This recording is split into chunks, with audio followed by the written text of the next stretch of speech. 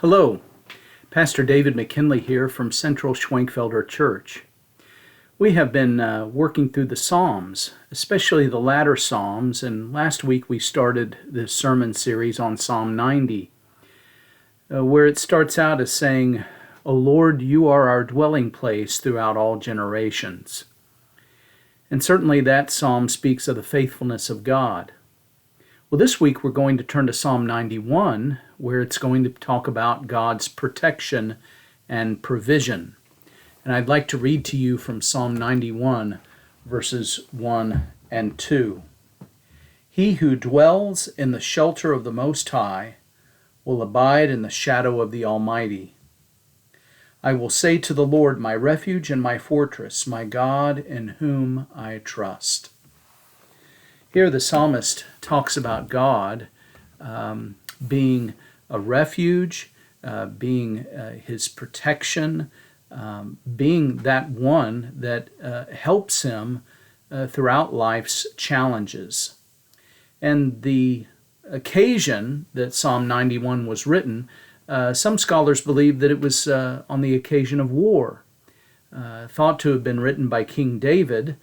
Certainly, David knew what it was like to be afraid, knew what it was like to be challenged with the time of war, and having to take refuge in other places. And so he remarks here that God was his true refuge and his true place of safety.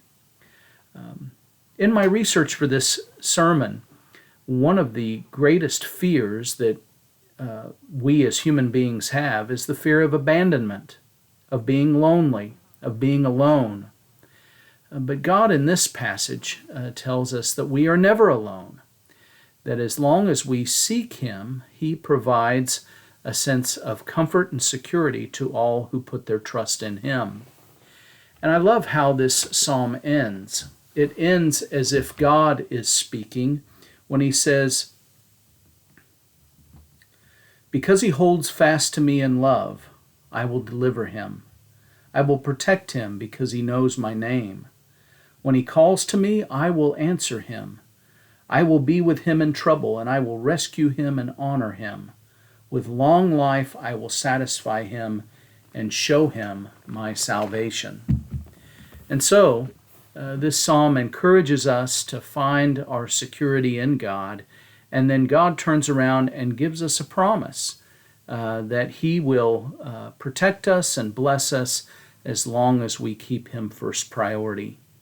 That's convicting for me as a minister, because we live in a world where there's so many distractions, so many things to try to pull us away from God and the fellowship that we have with Him. But I hope that you'll be encouraged by this message on Sunday as we learn that God is the source of our protection and He provides for us daily.